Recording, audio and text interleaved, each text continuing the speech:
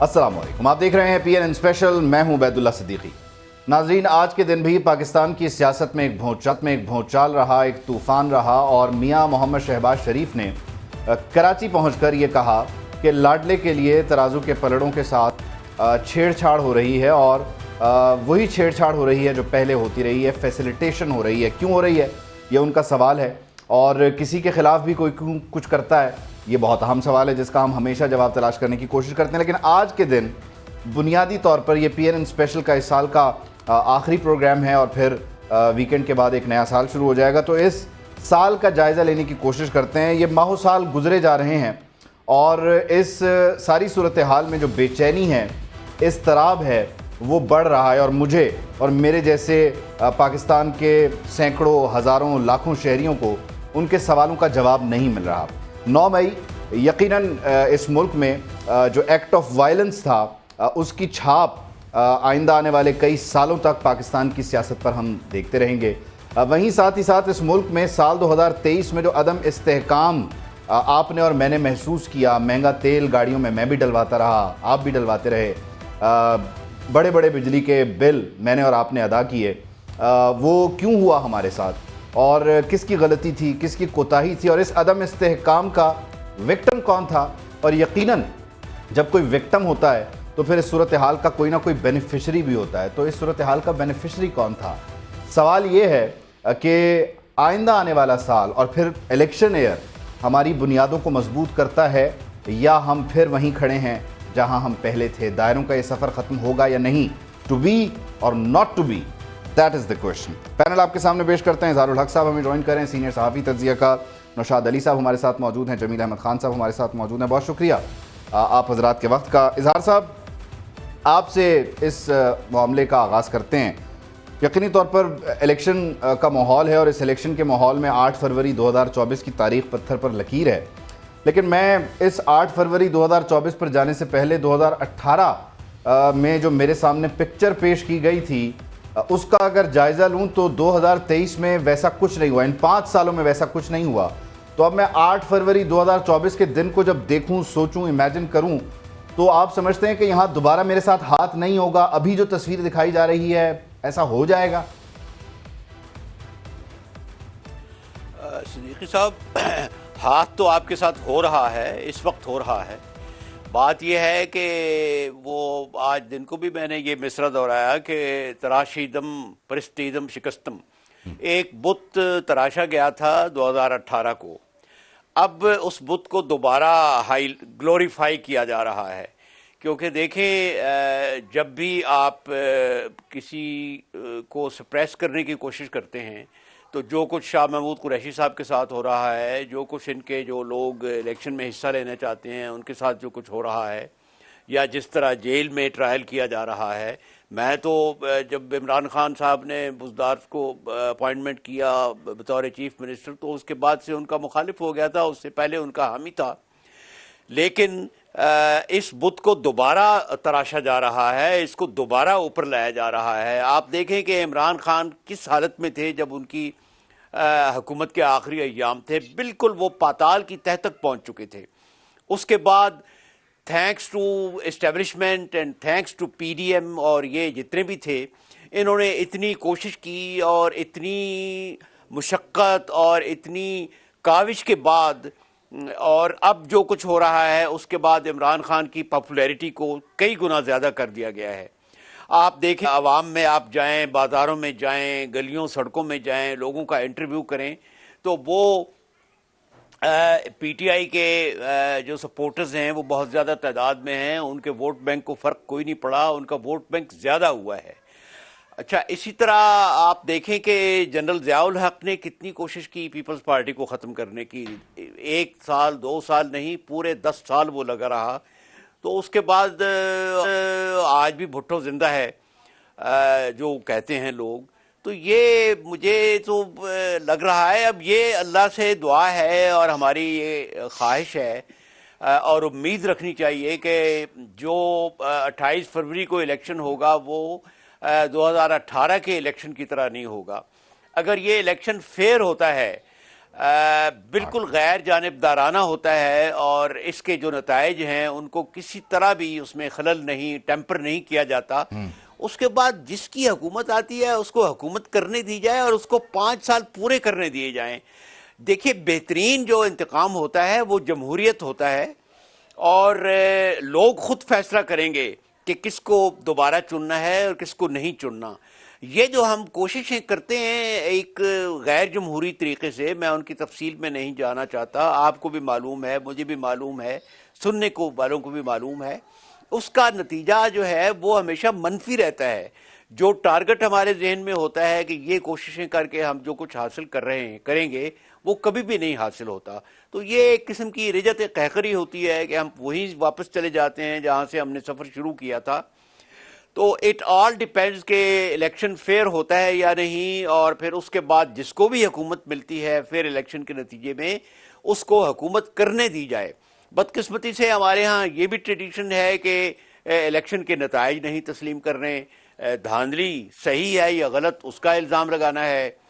اگر اسی طرح آپ دیکھیں دوسرے ملکوں میں تو جو بھی ہوتا ہے وہ فوراً الیکشن کو تسلیم کر لیتا ہے. بلکہ ہمارے سامنے ہے اس کی مثال اوباما کی، کہ اس نے جو اپنی حریف تھی اس کی کلنٹن صاحب کی بیگم ہلری کلنٹن، اس کو اپنا وزیر خارجہ مقرر کیا. تو ہمارے ہاں اگر یہ رواداری ہو اور یہ ایک تسلیم و رضا کی کیفیت ہو کہ ہم الیکشن کے نتائج کو مانیں، اس کے بعد ایک حکومت آئے، تو کیا پتہ ہم بھی ایک دوسرے ملکوں کی طرح ایک صحیح معنوں میں جمہوری حکومت بن جائیں.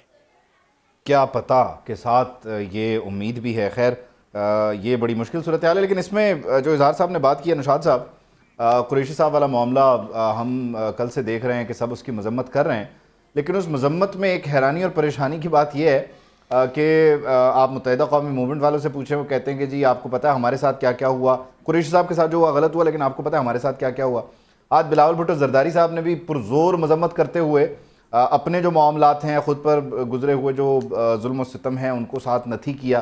تو یہ جسٹیفیکیشن کا جو معاملہ ہے، یعنی ہم غلط کو مذمت کرتے ہوئے جسٹیفائی بھی ساتھ ساتھ کر رہے ہوتے ہیں، اس سے بھی ہماری آئندہ آنے والے دنوں میں جان چھوٹ رہی ہے، یا یہ بھی ایک دائروں کا سفر ہے اور اس میں ہم پھنسے رہیں گے؟ دیکھیے، ماضی کو اگر ٹٹولا جائے تو مجھے تو ایسی کوئی چیز نظر نہیں آ رہی فی الحال، کیونکہ جہاں آج قریشی صاحب ہیں وہاں کل نواز شریف صاحب تھے، اور قریشی صاحب ان کو اعلیٰ جیل بھجوانے کی باتیں کرتے تھے. آج قریشی صاحب ہیں اور دوسرے لوگ جو ہیں ان کو جیل بھجوانے کی باتیں کرتے ہیں، اور اگر جیل بھجوایا جائے تو اس پر جو پھپتیاں کستے ہیں یا یہ گفتگو کرتے ہیں کہ وہ ٹھیک تھا یا غلط تھا. مسئلہ یہ ہے ہی نہیں، یہ دائروں کا سفر تاحال جاری ہے. کہیں اس کے اندر مجھے ایسا کوئی جسے کہتے ہیں نا سیاسی جماعتوں کی طرف سے کوئی ایسی بات نظر نہیں آ رہی جس میں یہ کہا جا سکے کہ ان میں کوئی ایسی بات ہو جس سے یہ کہا جائے کہ جی یہ دائروں کے سفر سے نکلنا چاہتی ہیں. دراصل یہ دائروں کا سفر ہی ہے جو ان کے لیے بینیفیشل ہے، اور یہ خود اس کے بینیفیشری ہیں. چونکہ یہ اس کے بینیفیشری ہیں اس سسٹم کے، اس لیے یہ اس سسٹم کو ختم کرنا نہیں چاہتے. اصول تو یہ تھا کہ جہاں یہ ابھی اظہار صاحب نے جس طرح کی بات کی ہے کہ اصول یہ تھا کہ آپ سیاست کو پوائنٹ آف نو ریٹرن نہ بنا لیں، آپ زندگی موت کا مسئلہ نہ بنائیں سیاست کو، آپ سیاست کو سیاست ہی رہنے دیں، اور یہ جو کھیل ہے اس کے اپنے قواعد و ضوابط کے مطابق کھیلیں. اس کو جو ہے نا وہ ہم نے نہ صرف تذلیل کا ذریعہ بنا دیا ہے، بلکہ یوں کہا جائے کہ ایک دوسرے کے لیے ہم نے جو ہے نا وہ یہ جو پابند سلاسل کیا جانا اور جو ملک کی ترقی ہے اور جو عام آدمی کی معاملات ہیں ان سب کا ہم نے جو ہے وہ سوا ستیہ ناش کر لیا ہے. اب معاملہ یہ ہے کہ دیکھیے، فرض کریں آج قریشی صاحب کے بارے میں اگر کوئی ایم کے ایم کوئی اس کو کنڈیم کرے اور بلاول صاحب کرے یا نواز شریف صاحب کی پارٹی میں سے کوئی کرے، بات کنڈیمنیشن سے نہیں ہوتی. بات یہ ہے کہ ایک زمانے میں نواز شریف صاحب عمران خان صاحب کی عیادت کے لیے گئے، ان کی طرف انہوں نے ہاتھ بڑھایا، چارٹر اور ڈیموکریسی کیا گیا اس ملک کے اندر. اسی جذبے کو دوبارہ واپس لانے کی ضرورت ہے. عمران خان صاحب نے 9 مئی کے معاملات جہاں بھی لے جائیں پی ٹی آئی کو، یہ بات اظہار صاحب کی درست ہے کہ کوئی بھی جماعت، کوئی بھی سیاسی جماعت اس طرح ختم نہیں ہوتی. سیاسی جماعت کا فیصلہ جو ہے وہ عوام نے کرنا ہے. سو اگر عوام نے کرنا ہے تو اسے عوام حق دیا جانا چاہیے، عوام کے پاس چھوڑ دینا چاہیے. یہ نہیں کرنا چاہیے کہ اس کو اپنی مرضی سے ڈرائیو کر کے اس کو چلانے کی کوشش کیجیے. اب معاملہ یہ ہے کہ اس وقت جو حالات ہیں، جو واقعات ہیں، ان کو اگر آپ دیکھیں تو آپ کو 2018 کی فلم نظر آئے گی جو 2023 میں ریپیٹ ہوتی نظر آئے گی، اور 2018 کے اوپر جو بات کریں تو 2013 کی فلم. تو الٹیمیٹلی کسی زمانے میں ایک جماعت تھی تو آج دوسری جماعت ہے. جو جماعت اے تھی وہ جماعت بی ہے، اور جو جماعت بی تھی وہ اب جماعت اے ہے. یہ جو معاملہ ہے، یہ دائروں کا سفر جو ہے، یہ صرف اگر کوئی ختم کر سکتا ہے تو یہ سیاستدان مل بیٹھ کر ختم کر سکتے ہیں. جس طرح پہلے 90 کی جو دہائی کی سیاست تھی اس کو کنٹرول کیا گیا تھا، اس کے اندر کچھ بہتری لائی گئی تھی، اور چارٹر آف ڈیموکریسی کے بعد ہم نے دیکھا تھا کہ ملک میں تھوڑا بہت سیاسی استحکام پیدا ہونا شروع ہوا. لیکن وہ طاقتیں جو اس کی بینیفیشری رہی ہیں ہمیشہ سے اس نظام کی، انہوں نے ایک تیسری قوت پیدا کر دی، اور وہ پھر ایک ہائیبرڈ نظام لایا گیا. ہائیبرڈ نظام لا کر اس سے ڈیلیور کرنے کی کوشش کی، جو ڈیلیور نہ ہو سکا. تو جن حالات کو پہنچی وہ بھی اظہار صاحب نے آپ کو بتایا کہ ایک وقت یہ تھا کہ ان کا نام لیوا بھی کوئی نہیں تھا، اور ان کی جماعت میں کوئی رہنے کو تیار نہیں تھا. لیکن پھر ایک اور کام کیا گیا جس کے نتیجے میں تحریک عدم اعتماد کامیاب ہوئی، اور جب وہ کامیاب ہوئی تو اس کا پورے کا سارا ملبہ جو ہے وہ پی ڈی ایم جماعتوں پہ آ گیا. مسئلہ یہ ہے، یہ جو اظہار صاحب نے بات کی ہے کہ یہ بڑی جسے کہتے ہیں نا کہ سیاست میں اگر قواعد و ضوابط طے کر لیے جائیں، اس کھیل کے اصول طے کر لیے جائیں، تو یہ سب سے پہلا اصول یہ ہونا چاہیے کہ آپ جب آپ کا جو ووٹر جب اختیار دیتا ہے اپنے نمائندے کو، تو اس کا جو ہے نا عزت اور احترام کیا جائے، اور 5 سال تک اس کو کوئی نہ چھیڑے. فرض کریں کوئی حکومت جو ہے وہ امیدوں پر پورا نہیں اتر رہی، تو آپ کو چاہیے کہ اس کو 5 سال پورا کرنے کے بعد عوام کو یہ فیصلہ کرنے دیں کہ وہ اس نے عوامی یعنی اس امنگوں ملک کے کے جو مطابق کام فیصلے کیا ہیں ہے وہ عوام کو ہی کرنے دیے جائیں، اس میں چھیڑ چھاڑ نہ ہو. اب اس میں وہ بت تراشا جا رہا ہے کہ ایک جملے کا خوبصورت اضافہ اظہار صاحب نے کیا. جمیل صاحب اس بات کو آپ کی طرف لے آتے ہیں، دائروں کے سفر، بت کا تراشا جانا. اب یہ جو سارا کچھ ہوتا ہے، یہ جو چکر ہے، یہ جو وشس سائیکل ہے، اس میں جو عدم استحکام کریٹ ہوتا ہے وہ میری جیب پہ پڑتا ہے، میری صحت پہ پڑتا ہے، میرے اس معاشرے پہ پڑتا ہے، میرے رویے پہ پڑتا ہے. لیکن اس عدم استحکام کا جو بینیفیشری ہے وہ ایک وقت میں وکٹم ہوتا ہے، اگلے لمحے موڈ بدل جانے پہ وہ بینیفیشری ہو جاتا ہے. لیکن اس کا اصل وکٹم میں ہوں، جس کا کسی کو احساس ہی نہیں ہے. آپ سمجھتے ہیں کہ شاید کہیں کسی کو احساس ہوا ہو کہ اب کی بار یہ عدم استحکام نہ ہو اور یہ بتوں کو نہ تراشا جائے، یہ بت توڑ دیے جائیں؟ نہیں، یہ بتوں کو تراشنے والی بات تو کوئی آج کی نہیں ہے. یہ ایوب خان کے سسٹم سے سلسلہ چلا آ رہا ہے. اس وقت سے بھی تراشے جا رہے ہیں، اس وقت بھی کچھ کسی اور انداز میں، کسی اور طریقے سے ماحولیاتی اور معروضاتی حالات ملتے جلتے ہی تھے. اور اس کے بعد بتدریج یہ معاملات آپ دیکھتے گئے، اور مختلف ادوار میں، جس طرح کہ ہمارے دوسرے پینلسٹ نے بات کی ہے، مختلف ادوار میں ایک دوسرے کی ٹانگیں کھینچتے رہے. تو سوال یہ پیدا ہوتا ہے کہ یہ ہم سب مانتے ہیں، یہ ہم سب جانتے ہیں کہ جمہوریت ایک تسلسل کا نام ہے، اور جمہوریت میں جب تسلسل رہے تو جمہوریت پھلتی ہے، پھولتی ہے، پنپتی ہے. لیکن اگر تسلسل اس کا ٹوٹ جائے تو پھر اس میں نہ جمہوریت پھلتی پھولتی ہے اور نہ ہی جمہوریت پنپتی ہے. تو اس لحاظ سے تو بات درست ہے. لیکن ہم فرانس کی اگر مثال لیں تو 160 سال تک وہ تجربات ہی کرتے رہے. بدقسمتی سے ہمارے پاس بھی تجربات ہوتے رہے، بت تراشے گئے، بت کو جو ہے مسمار کیے جاتے رہے. تو یہ سلسلہ چلتا رہا. لیکن دوسری جانب بھی تو دیکھ لیں نا کہ ہم جمہوریت کہتے ہیں. اگر اس جمہوریت اور سیاست کو اگر ہم تجارت کے طور پر چلائیں گے تو آپ نے بھی بات کی چند لمحے پہلے کہ اس کا وکٹم تو آپ اور میں ہیں. اس کے وکٹم تو وہ لوگ ہیں جو دہاڑی دار 500 اور 800 روپے دن میں کام کرتے ہیں، اور ٹیکس وہ دنیا میں سب سے زیادہ دیتے ہیں. سم کا ایک لینے جاتی ہیں تو اس پہ ان کا ٹیکس کٹ جاتا ہے، انڈائریکٹ ٹیکس. آٹا، دال، چینی، نمک، مٹی کا تیل، ساروں پہ ٹیکس کٹ جاتا ہے. جن کو ٹیکس لاگو نہیں ہے، 40,000 سے کم آمدن والے پر ٹیکس لاگو نہیں، اور پھر بھی اس کے باوجود اس کو تو اس سارے عدم استحکام کا وہ اگر آپ مورد الزام ٹھہرانا چاہیں تو یہ دائرے میں ہم پھرتے رہیں گے. کون؟ سیاستدان. سیاست، تجارت، اور پھر سیاست ایک کچن کیبنٹ کا نام ہے. دیکھیں باقی تو معروسی سیاست مان لیا، لیکن جو دوسری تیسری party I P T I, اس میں بھی کچن کیبنٹ چلاتی رہی. کچھ وسوسوں پہ چلتا رہا، کچھ دوسرے جس میں جسے کہا جائے کہ مذہبی عوامل کو شامل کر کے چلاتی رہی حکومت چلتی رہی. تو اب جائیں تو کہاں جائیں یہ غریب عوام؟ ہاں یہ ضرور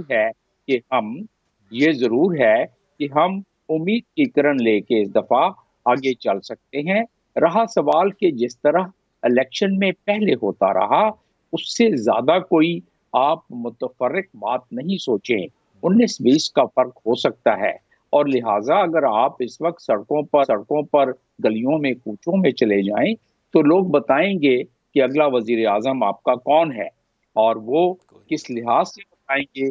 اسی لحاظ سے بتائیں گے جس طرح 1918 میں وزیر اعظم بنے تھے.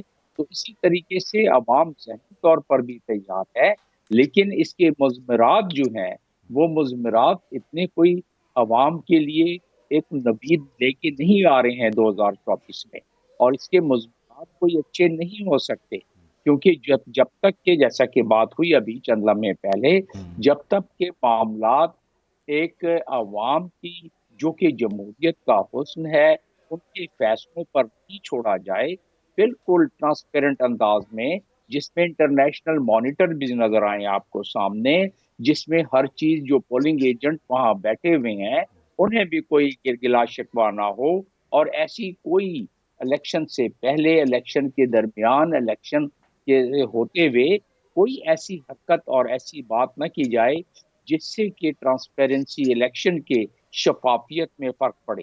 لیکن آئیڈیلی یہ بہت اچھی بات ہے. پریکٹیکلی میں نے آپ سے ابھی عرض کیا کہ 1960 کی دہائی سے جب ہم پرائمری اسکول میں شروع میں داخل ہوئے تھے، اس وقت سے لے کے ابھی تک وہ شفافیت تو نظر نہیں آ رہی ہے. ایک ہی دفعہ 71 میں کوئی مجبوری تھی، اس کی وجہ سے تھوڑی آ گئی تھی، لیکن اس کے علاوہ اتنی نظر نہیں آ رہی ہے.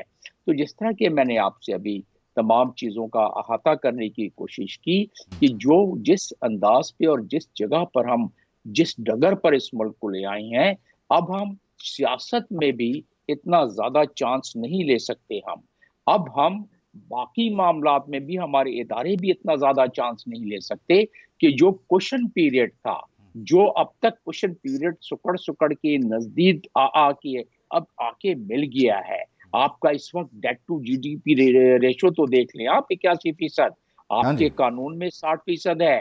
آپ اس وقت اپنے قرض تو دیکھ لیں، آپ اس وقت دنیا کے جیو پولیٹیکل حالات تو دیکھ لیں، آپ اس وقت سینسٹیو پرائس انڈیکس کی آپ پچھلے 3-4 رپورٹیں ہر طرف دیکھ لیں، تباہی ہے. ایز آف ڈوئنگ بزنس دیکھ لیں، کوئی کوئی چکر ہی نہیں ہے کہ آپ کسی طرح سے کوئی فیسیلیٹیشن کی بات کریں یا گروتھ کی بات کریں. خیر آپ کی بات کو میں نے کاٹا روکا، معذرت جمیل صاحب، لیکن ذرا میں ایک خیال آیا اس بیچ کہ ہم بار بار یہ بات کر رہے ہیں، اظہار صاحب کی طرف اس خیال کو لے کر چلتا ہوں، وہ صحیح رہنمائی فرما سکیں گے کہ جمہوریت جو ہے اسے چلنے دیں، مسلسل ہوگی، پھر وہ نکھرے گی، پنپے گی، سنورے گی.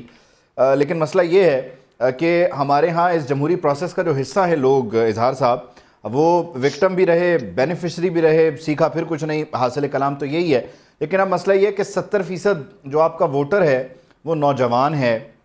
وہ نوجوان جو چیزوں کو راتوں رات ٹھیک کرنا چاہتا ہے، یا اسے اس طرح بنا دیا گیا، یا اسے اس طرح کے خواب دکھائے گئے کہ یہ چیزیں ایک لمحے، ایک لہجے میں بھی ٹھیک ہو سکتی ہیں، وہ اب کہہ رہا ہے کہ بس بٹن دباؤ اور ٹھیک کرو.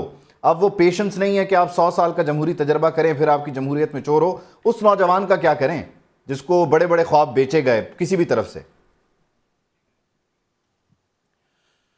یہ درمیان میں آواز منقطع ہو گئی تھی، اس لیے مجھے نہیں پتا پچھلی باتوں کا کیا تھا موضوع یا اس کا تسلسل کیا تھا. بہرحال آپ نے جو کچھ کہا ہے وہ اس پر میں یہ عرض کر سکتا ہوں کہ نوجوانوں کو یہ بتانے کی ضرورت ہے کہ یہ ترقی جو ہے یہ ایک پروسیس ہوتا ہے. جس طرح ذہنی طور پر قوموں کے میچیور ہونے کی اور ان کی پختہ ذہن ہونے کی ایک پروسیس ہوتا ہے. جیسے دیکھیں آپ جس مقام پر آج یورپ ہے یا جس مقام پر آج امریکہ ہے وہ فوراً چند سالوں میں یا چند دہائیوں میں نہیں چلا گیا.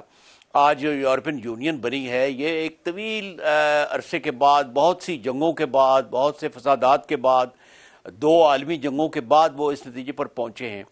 تو ہمارے نوجوان کو یہ جس طرح عمران خان صاحب نے ان کو ہیجان میں مبتلا کیا تھا، جس طرح کے ان کو خواب دکھائے تھے جن کا وہ عشر عشیر بھی پورا نہیں کر سکے، تو ان کو نوجوانوں کو سنجیدہ طور پر یہ بتانے کی ضرورت ہے کہ یہ پیشنس کا اور مسلسل ایک عمل کا ترقی نتیجہ ہوتی ہے، اور اس میں صرف حکومت نے کچھ نہیں کرنا، اس میں ہر شخص نے حصہ ڈالنا ہے. آپ یہ دیکھیے کہ ہمارا نجی شعبہ جو ہے وہ کتنا تنزل پذیر ہو گیا ہے. کسی زمانے میں ہم سرکاری شعبے کو کہتے تھے کہ یار نجی شعبے سے کچھ سیکھیں، لیکن اب نجی شعبے میں بھی یہ حال ہو گیا ہے کہ آپ کہیں جائیں، ٹریڈرز کی طرف جائیں یا آپ سیمی آٹونامس کارپوریشنز کی طرف جائیں، پرائیویٹ کمپنیوں کی طرف جائیں، تو آپ دیکھیں کہ ہر طرح ہر جگہ پر تنزل ہے. عام آدمی کو دیکھیں کہ وہ ٹریفک کو وائلیٹ کرتا ہے، وہ اپنی گلی کو صاف نہیں کرتا، 4 کروڑ کا 5 کروڑ کا مکان بنا لیتا ہے، لیکن چند لاکھ لگا کر وہ اپنے دروازے کے سامنے کا جو سڑک کا حصہ ہے وہ اس کو صحیح نہیں کر سکتا. ہم ایک عام آدمی جو ہے میرے سمیت وہ وعدہ خلافی کرتا ہے، جھوٹ بولتا ہے. قوموں کی برادری میں اس وقت ہمارا کیا سٹیٹس ہے؟ ہم سخت ناقابل اعتبار ہیں قوم کی حیثیت سے، ملک کی حیثیت سے. تو یہ بہت سارے فیکٹرز ہیں جو مل کر ایک ملک کو ترقی کی طرف لے کر جاتے ہیں. اس میں حکومت صرف نہیں ایک عامل ہوتی یا صرف ایک حکومت کا سلسلہ نہیں ہوتا، ہر شخص نے اس میں اپنا حصہ ڈالنا ہے. پرائیویٹ سیکٹر نے حصہ ڈالنا ہے، پبلک سیکٹر نے حصہ ڈالنا ہے، عام آدمی نے. ہمارے ہاں تو یہ حال ہے کہ آپ اتنے عرصے میں ٹریڈرز کو ڈسپلن نہیں کر سکے. ٹیکس کی تو بات چھوڑ دیں، توانائی کے لحاظ سے جو ہمارے ٹائمنگز ہیں بازاروں کے، آپ دیکھیں کہ آدھی رات تک بتیاں جلتی رہتی ہیں، صبح 12 بجے 1 بجے 2 بجے، بلکہ بعض دفعہ تو جمعے کے دن جمعے کے بعد شروع کرتے ہیں اور 1 بجے سے پہلے کوئی بھی نہیں ہوتا. تو کس کا آپ رونا روئیں؟ آپ ریڈی والے کو دیکھیں تو وہ غلط جگہ پر ریڈی لگاتا ہے. آپ یہ دیکھیں ٹریفک میں اس وقت موٹر سائیکل والوں جو ہیں انہوں نے کروڑوں کی تعداد میں موٹر سائیکل ہیں اور یہ کسی بھی قانون کے پابند نہیں ہیں. تو ہماری جو نوجوان پود ہے اس کو یہ باور کرانا چاہیے کہ بھائی ترقی حکومت نے نہیں کرنی، تم نے ترقی کی راستے پر ملک کو لانا ہے. اچھا، دوسری بات یہ ہے کہ جو ہماری اس وقت سیاسی پارٹیاں ہیں، آپ اس پر غور کیجئے کہ کوئی ایسی سیاسی پارٹی ہے جو ترقی کا ایک پروگرام دے رہی ہے. سب یہی کہہ رہے ہیں کہ جی ہم نے اتنی قید بھگتی، ہمارے ساتھ یہ ہوا، ہمارے ساتھ وہ ہوا. تو بھائی کوئی صنعت کے لیے، کوئی زراعت کے لیے، کوئی تجارت کے لیے، کوئی لٹریسی عام کرنے کے لیے، کوئی لینڈ ریفارمز کے لیے کسی کے پاس کوئی پروگرام ہی نہیں ہے. اور نثار صاحب آپ کو ریکنیکٹ کرتے ہیں، غالباً کوئی نیٹ ورک کا ایشو آیا ہے. چلیں اس سارے معاملے میں نوشاد صاحب جو حاصل کلام ہے اب وہ یہ ہے کہ ہماری توقعات جو ہیں وہ ہمارے حکمرانوں سے ہوتی ہیں، ہمارے ترجمانوں سے ہوتی ہیں، نمائندوں سے ہوتی ہیں، لیکن میں اور آپ ڈیپ ڈاؤن یعنی وہ جو انفرادی حیثیت میں اس معاشرے کی بہتری کے لیے کچھ کر سکتے ہیں وہ نہیں کرتے. ایک مسئلہ اور ہے کہ اس ساری صورتحال میں ہم جن لوگوں کی طرف دیکھتے ہیں یا جن سے توقع رکھتے ہیں، چلیں اب ہم اس کو کر رہے ہیں، ہم نے سیاست اور معاشرت پہ بات کر لی، میں چاہوں گا کہ ذرا ہم جوڈیشل ایسپیکٹ سے جو معاملات ہیں ان کو بھی لیں. آج شہباز شریف صاحب نے گلہ کیا ہے کہ ترازو کے پلڑے اور انصاف ہو رہا ہے اور فیور دی جا رہی ہے. مولانا نے بھی ایسی بات کی. ایک وقت میں تحریک انصاف سپریم کورٹ کا دروازہ کھٹکھٹا رہی ہے کہ اسے فری اینڈ فیئر الیکشن کے لیے موقع دیا جائے، الیکشن کمیشن کو کہا جائے کہ وہ انہیں فیلڈ دے. دوسری طرف ان پر یہ الزام ہے، یعنی یہ بھی ایک پنچنگ بیگ ہم نے ود ٹائم انٹروڈیوس کروا دیا ہے کہ یہ جو بیٹھتے ہیں 4 5 6 8 10 11 14 لوگ، ان پر بھی اٹیک کر دو اور جو ہے جیسے مرضی چاہے آپ کو پسند آئے نہ آئے، لیکن جو چاہے ان کی طرف آپ اچھال دو جملہ، لقب، یعنی آپ انہیں بابر احمدیں بھی کہہ سکتے ہو، آپ پھر ان کو زحمتیں بھی کہہ سکتے ہو، آپ کسی اور کا کوئی اور نام رکھ سکتے ہو، کورٹس کا نام رکھ سکتے ہو. ہمارے لیے یہ کلی طور پر رحمت کیوں نہیں بن رہی؟ یہ سب مان لیں. نوشاد صاحب. देखिए, दो बड़े मसाइल हैं। एक तो पहली बात ये कि एक बात मैं जरूर कहूंगा कि असल में ये जो लेड बाय एग्जाम्पल वाला मामला है ना, ये जरूर कौमों की जो जिंदगी है उसमें बड़ा मायने रखता है। माशरत हो या सियासत हो, इसमें एग्जाम्पल्स का होना जरूरी है, और जिनको लोग फॉलो करते हैं, लीडर, इसीलिए लीडर का होना बहुत जरूरी होता है। बहरहाल ये बात भी दुरुस्त है कि सिर्फ ये सारा जो मलबा है ये किसी एक शख्स या किसी एक जमात या किसी एक तबके पर नहीं डाला जा सकता। हमारी अपनी आदात और अतवार भी जो है आम आदमी की, वो भी बहुत बुरे हालात में, उसकी तनज़ली जो है शायद वो बाकी जो माशरती तनज़ली है या सियासी तनज़ली है या इदारा जाती तनज़ली है उससे बहुत ज्यादा है। अब आप बात कर रहे हैं कि देखिए अदलिया का मामला ये है। एक बात तो ये मैं आपको बताऊं कि देखिए जब अदलिया फैसला कर देती है तो आम आदमी को ये हक है कि वो उस पर राय दे सके अपनी, लेकिन राय देने का कोई तरीकेकार होना चाहिए।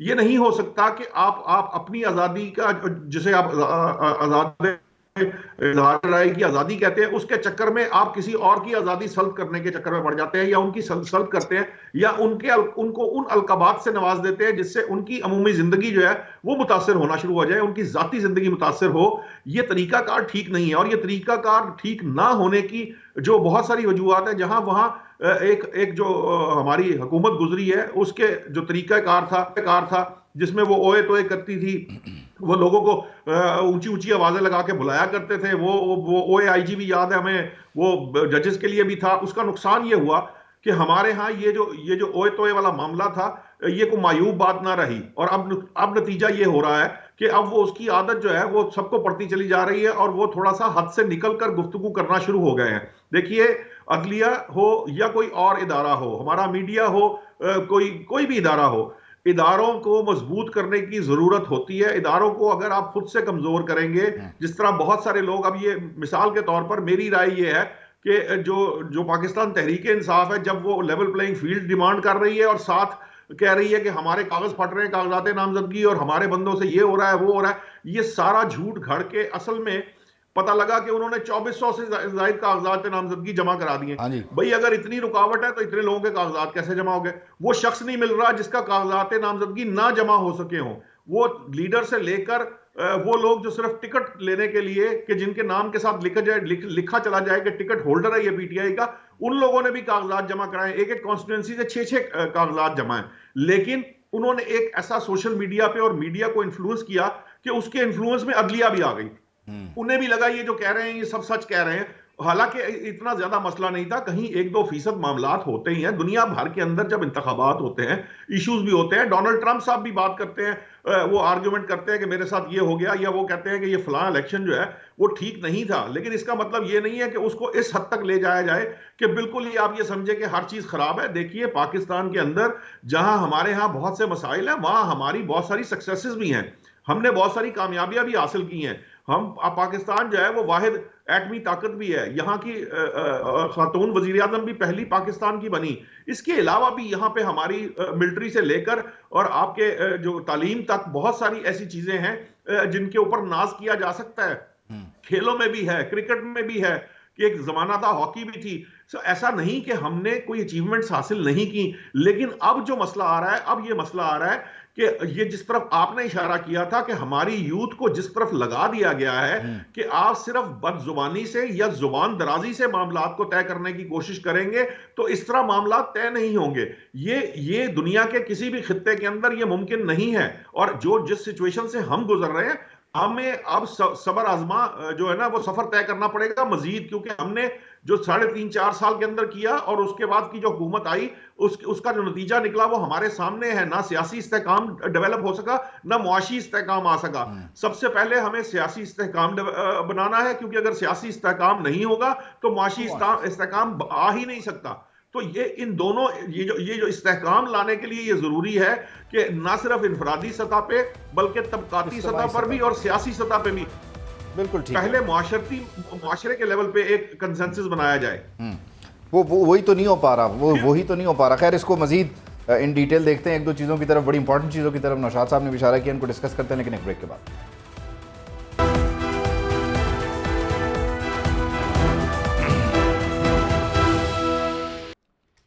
Welcome back. اور بریک پر جانے سے پہلے جو انفرادی ذمہ داری ہے اس کی بات ہو رہی تھی. اس بیچ ایک اور خیال, جمیل احمد خان صاحب, آج خیالات کا پروگرام ہے اور افسوس یہ کہ ان خیالات میں مایوسی, نا امیدی اور سوالات بہت ہیں. کوئی یقین جو ہے اس کا پہلو ذرا اس کا عنصر کم ہی ہے, لیکن خیر پھر بھی ہم تلاشتے رہیں گے یقین کو. ایک چیز ہم جو نوجوانوں کے بارے میں ڈسکس کریں, میں چاہ رہا ہوں ذرا اس کو ہم کنکلوڈ کر لیں, پھر میں اگلے فیز میں جاتا ہوں. نوجوانوں کو آپ نے 2 ڈشز سرو کی نا. آپ نے نوجوانوں کو ایک ڈش وہ تھی جو تیار کر کے, پکا کے, ہلکی آنچ پہ اس کے تمام جزیات کا, تمام مسالوں کا, تمام ہی ضروریات کا خیال رکھتے ہوئے اسے پیش کی, اور آہستہ آہستہ اس کی سپون فیڈنگ کرتے گئے اور لوگوں نے اس کو کھایا, انجوائے کیا اور ایکسیپٹ کر لیا. اب ایسا تو نہیں ہو رہا کہ دوسری ڈش جب آپ سرو کر رہے ہیں تو وہ کیونکہ بڑی جلدی میں ہوئی, انسرٹنٹی بھی تھی, آپ نے بولا اچھا جی گھر میں کیا کچھ دستیاب ہے, کچھ مسالے کم رہ گئے, آنچ کا بھی مسئلہ ہے. اب نوجوان کہہ رہے ہیں وہ مجھے پہلے والی ڈش زیادہ پسند آئی تھی, وہ اچھی پکی ہوئی تیار تھی. آپ نے اب نوجوان کو جب اتنا مسالے دار کھانا دے دیا اور اتنی تیاری کے ساتھ دیا, وہ دوسری ڈش کہاں لے گا؟ نوجوان کا بھی تو قصور نہیں, اب تو وہ سوشل میڈیا کے دور میں گزارا کر رہا ہے, 1918 میں تو رہ نہیں رہا.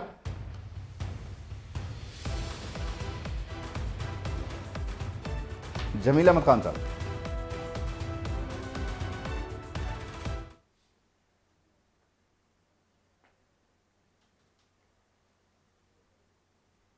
جمیل صاحب آپ کو ہم سن نہیں پا رہے, شاید آپ نے مائک میوٹ تو نہیں کر دیا اپنا؟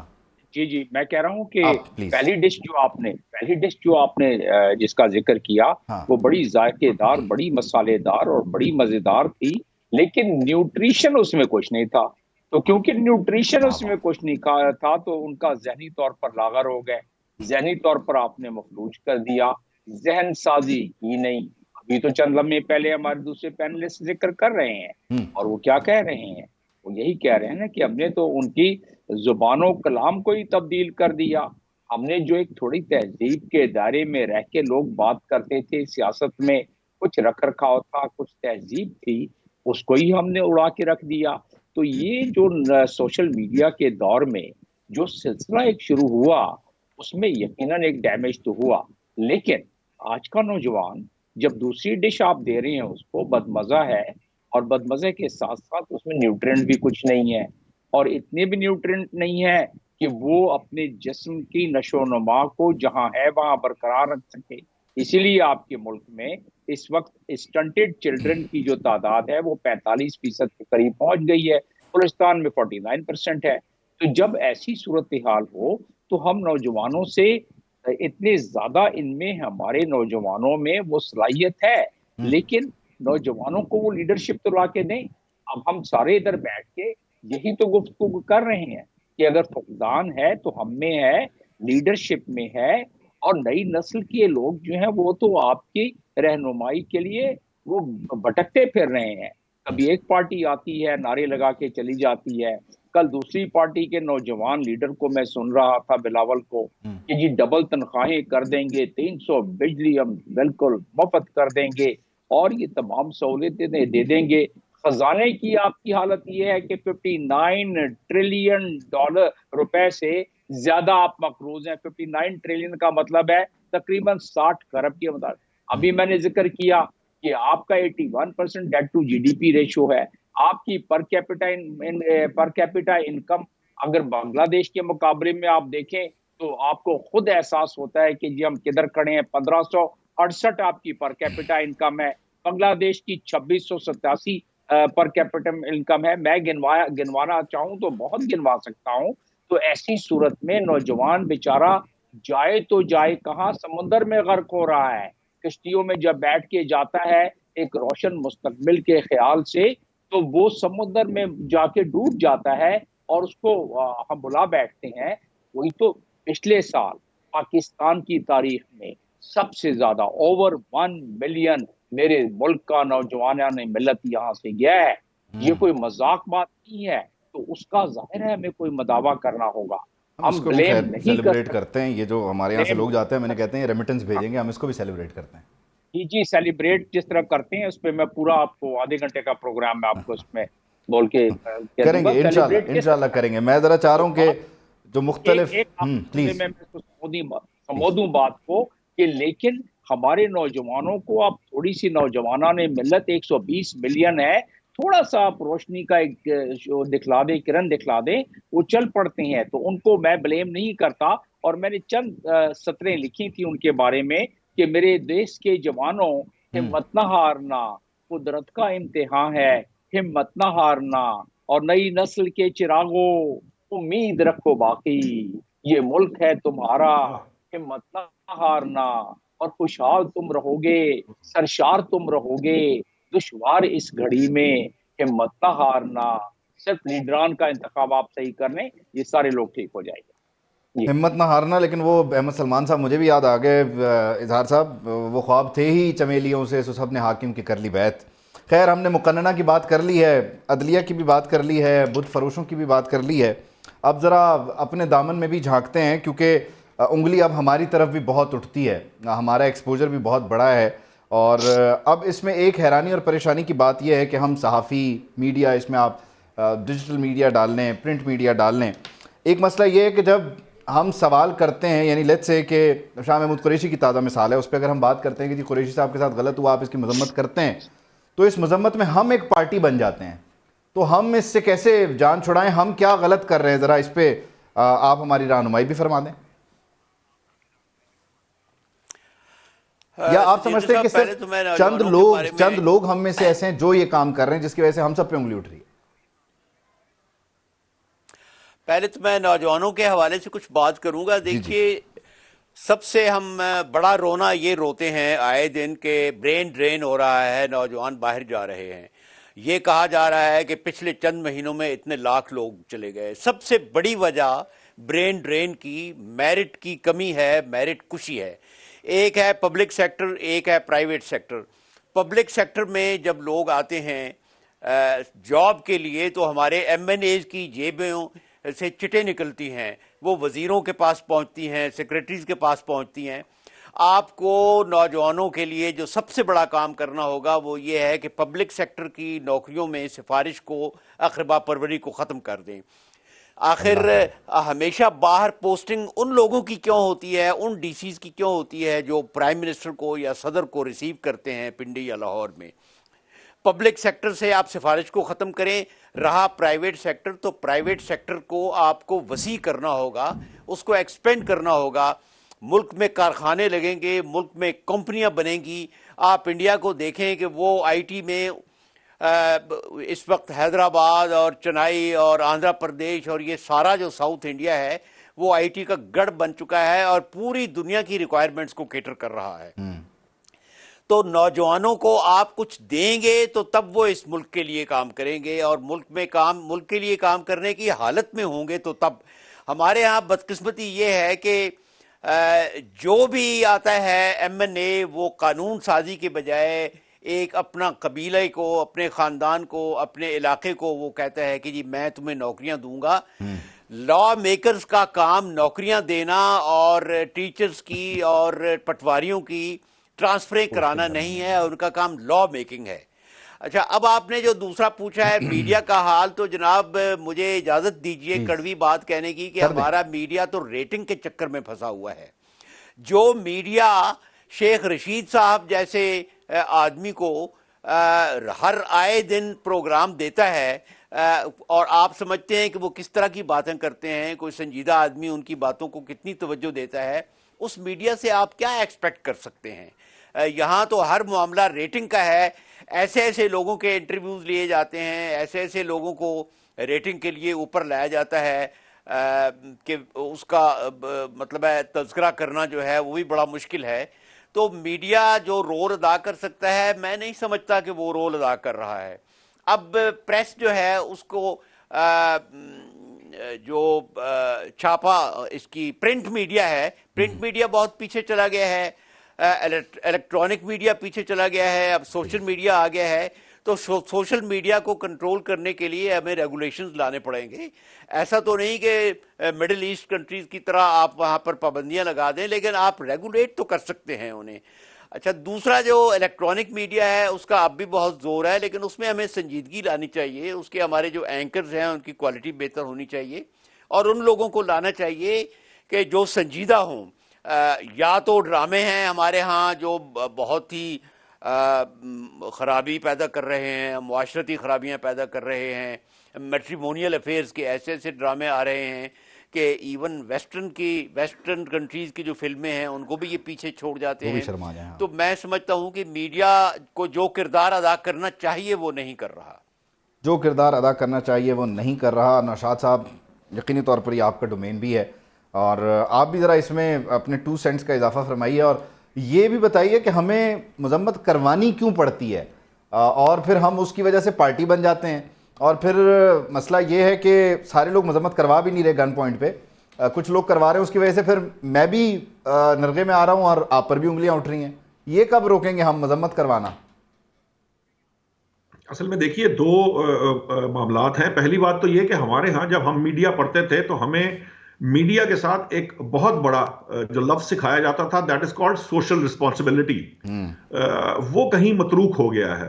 اس کی وجہ یہ تھی کہ جب یہ گزشتہ 5-6 سال کے اندر 7 سال 8 سال کہہ لیجئے کہ ایک طرف الیکٹرانک میڈیا کا عروج شروع ہو رہا تھا اور دوسری طرف ہمارے ہاں پیرا ٹروپرز جو ہے نا ان کو انڈکٹ کیا گیا, ہمارے میڈیا کے اندر داخل کیے گئے کچھ ایسے لوگ جو اشاروں پر چلتے تھے, جو واٹس ایپ پہ رپورٹنگ کرتے تھے اور واٹس ایپ پڑھ کر پروگرام کیا کرتے تھے اور ساری انفارمیشن وہ ان تک بہم پہنچائی جاتی تھی واٹس ایپ کے ذریعے یا دیگر ذرائع سے.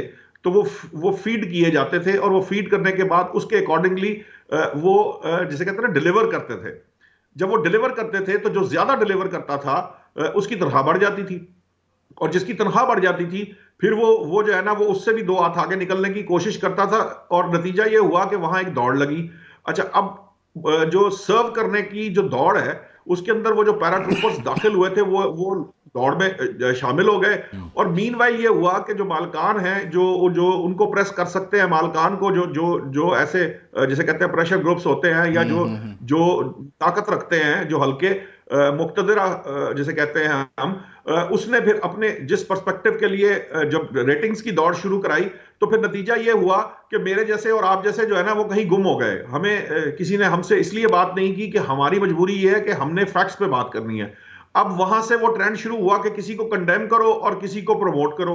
اب کنڈیم کرنے والوں کو عادت پڑی ہے کہ کنڈیم ہونا بھی چاہیے اور کنڈیم کرانا بھی چاہیے, حالانکہ ہمارے بطور صحافی نہ ہمارا یہ کام ہے کہ ہم کسی چیز کو کنڈیم کریں, نہ ہم اس معاملے میں پڑھتے. ہمارا کام تو فیکٹس پریزنٹ کرنا ہے. اب ہوا یہ ہے کہ یہ جس ڈرامے کی بات ابھی کی گئی ہے, اچھا جو ڈرامہ, ٹھیک ہے, بات کی گئی ہے جی جو ڈرامے کی بات کہی ہے, اس کے مقابلے پہ ہمارے ہاں ٹاک شوز میں کے اندر ڈرامے شروع ہو گئے. پھر وہ جو ہے نا وہ انٹرٹینمنٹ کے لیے ٹاک شوز جو ہیں وہ اس میں دلچسپی کا سامان رہا. ایک زمانہ تھا سلطان رائی صاحب کا جو کریکٹر تھا, بیسکلی وہ ایک طرح سے آپ یوں سمجھیے کہ جو معاشرے کے اندر جو استحصال ہوا ہوا جس طبقے کا, وہ خوش ہوتا تھا کہ کسی ایس ایچ او کو ایک زور سے جو ہے نا وہ گھونسا مارا گیا ہے تو وہ بڑا خوش ہو جاتا تھا کہ جی ایس ایچ او کی جو ہے نا ٹھکائی کر دی ہے اس ہیرو نے. تو وہ والا کام ہم نے یہاں پہ دیکھنا شروع کیا کہ ہمارے ہاں جو ٹاک شوز ہیں اس کے اندر یہ کام شروع ہو گیا اور وہ ایک انٹرٹینمنٹ کا پوائنٹ بن گیا اور لوگ اس کو انجوائے کرنے لگے اور اس سے ریٹنگ لینے لگے. آپ دیکھیے کہ یہاں بہت سارے تجزیہ نگار آپ کو ملیں گے جو صرف اس لیے تجزیہ نگار ہیں کہ وہ ردم کے اندر 4-5-6 انہوں نے فکرے یاد کیے ہوئے ہیں جو بولتے چلے جاتے ہیں اور وہ روز بولتے ہیں. پوری دوپہر اس کی تیاری میں گزارتے ہیں. فکروں پہ بات جی پوری دوپہر اس کی تیاری میں گزارتے ہیں کہ شام کو وہ وزن میں کہہ سکیں. تو بس آپ اندازہ کیجئے نا کہ جب آپ اس طرح کے تجزیے کریں گے, اور مزے کی بات ہے, دلچسپ بات یہ ہے کہ اس کو ریٹنگ بھی دلائی جاتی ہے. پھر جب ریٹنگ آتی ہے تو پھر نتیجہ یہ ہوتا ہے کہ وہ سب سے زیادہ جو ہے نا وہ سیلیبل آئٹم بنتے ہیں, اور سیلیبل آئٹم کا یہ نقصان ہوتا ہے کہ چونکہ وہ صحافت سے ان کا تعلق دور دور کا نہیں تھا یا وہ صحافی ایز سچ تھے بھی نہیں, لیکن جو انہیں پیچھے سے فیڈ کیا جائے گا, جس طرح کی ان سے ڈیمانڈ کی جائے گی اس طرح کی ڈیلیور کریں گے. یہ مطلب ہم کسی شخص پر کوئی ذاتی حملہ نہیں کر رہے, ایسے بہت سارے لوگ ہیں تو ہمارے ہاں موجود ہیں. ہاں بالکل جنرلی ہم بات کر رہے ہیں. جمیل صاحب آپ کا ہم سے انڈائریکٹلی ایک تعلق ہے اور آپ مسلسل کنٹریبیوٹ کرتے ہیں. ریسیونگ اینڈ پہ ہم ہیں. میں اپنے دونوں سینئرز کی موجودگی میں خود کو اور اپنے اس شعبے کو آپ کے سامنے پیش کرتا ہوں ایز اے پنچنگ بیگ. ہماری غلطیاں ہمیں بتائیں. آپ as a viewer, as a contributor کیا سمجھتے ہیں ہم کیا کر سکتے ہیں اور کیا نہیں کر رہے, اور جو کر رہے ہیں اس میں کتنا صحیح کر رہے ہیں؟ آپ کی اتنی ہی غلطیاں ہیں, آپ اتنے ہی قصوروار ہیں جتنے کہ باقی ادارے قصوروار ہیں. اس کا مطلب کیا ہوا؟ اس کا مطلب یہ ہوا کہ تنزلی جو ہر ادارے میں آئی ہے معاشرے کے ہر سیگمنٹ میں آئی ہے، معاشرے میں مجموعی طور پر آئی ہے، اس تنزلی کا اثر چاہے وہ فورسز ہوں، چاہے میڈیا ہو، چاہے جوڈیشری ہو، یا کوئی ادارہ نام لے لیں، ان تمام پر آیا ہے۔ اسی لیے تو کہتے ہیں نا کہ یہ جتنے بھی آپ کے ادارے ہیں، these are the reflection of your society. ہم نے سوسائٹی کو بتدریج اتنا آلودہ کر دیا اور اپنے ہاتھوں سے کر دیا کہ اب اس آلودگی کے شکار ادارے بھی ہو رہے ہیں، چاہے اداروں میں لفافے چلیں، چاہے اداروں میں سفارشیں چلیں، چاہے اداروں میں پیراٹروپنگ ہو، لیکن وہ ہے تو اسی معاشرے کا ایک حصہ۔ سیاست میں پیراٹروپنگ نہیں ہو رہی ہے، باقی اداروں میں نہیں ہو رہی ہے، اس لحاظ سے آپ کے پاس بھی ہو رہی ہے۔ تو لہٰذا اس کو جب معاشرے میں ایک اچھی لیڈرشپ کے تحت جب معاشرے میں سدھارا آنا شروع ہوگا تو آپ دیکھیں گے کہ ہر ادارے میں میڈیا سمیت اس میں بھی مزید سدھارا آنا شروع ہوگا۔ یہ دراصل ادارے اور افراد یہ ایک دوسرے کو دیکھ کے بھی رنگ پکڑتے ہیں، سیاستدان بھی اسی طریقے سے رنگ پکڑتے ہیں۔ کبھی تو آپ نے چٹوں کی بات کی، آپ نے بہت لحاظ رکھا اور آپ نے صحافت کی قدردانی کی، وہ چٹوں کے ساتھ چٹیں نکلتی ہیں اور جیبیں بھرنا شروع ہو جاتی ہیں۔ مجھے تو چیزیں فنگر ٹپس پہ یہاں میں نے دیکھی ہیں، اور جتنی جیبیں بھری گئی ہیں اپنی، کہ وہ جیب تو چھوڑیں، بینک بھرنا شروع کر دیے لوگوں نے۔ جمیل صاحب، انفارچونیٹلی ہمیں تو ہماری جیب جو ہے وہ اشتہار سے بھرنی پڑتی ہے، میری جیبیں خالی ہیں، وقت کی کمی ہے، میں آپ کو یہ بتانا چاہ رہا ہوں۔ بہت شکریہ اظہار الحق صاحب، بہت شکریہ نوشاد صاحب، بہت شکریہ جمیل احمد خان صاحب۔ سال جو ہے وہ اپنے اختتام کو پہنچا ہے اور وقت ہاتھوں سے سرکتا جا رہا ہے، اور ہمیں کوئی احساس نہیں ہے اپنی غلطیوں کا۔ محسن نقوی کے الفاظ میں اس گزرے ہوئے سال کو رخصت کر دیتے ہیں اس پی این اسپیشل کے آخری پروگرام کے ساتھ۔ ہر ایک لمحہ پہن کے صدیوں کی شال گزرا، لہو کا موسم بھی آپ اپنی مثال گزرا، جو شب بھی آئی وہ حشر کے دن کو ساتھ لائی، وہ دن بھی گزرا وہ شام غم کی مثال گزرا۔ لہو لہو ساعتوں نے چھڑکے ہیں زخم اتنے کہ جو بھی پل تھا جراحتوں سے نڈھال گزرا۔ اجاڑ بستی سے وقت کی سلطنت کا حاکم، سجا کے ہاتھوں پہ سورج، سرخ سورج کا تھال گزرا۔ نہیں کہ تجھ سے بچھڑ کے دنیا اجڑ گئی ہو، نہیں کہ تجھ سے بچھڑ کے دنیا اجڑ گئی ہو، یہی کہ دل بجھ گیا ذرا سا ملال گزرا۔ ہراس، بارود، موت، شب خوں کا خوف محسن، نہ پوچھ کتنی اذیتوں میں یہ سال گزرا، نہ پوچھ کتنی اذیتوں میں یہ سال گزرا۔ اللہ حافظ۔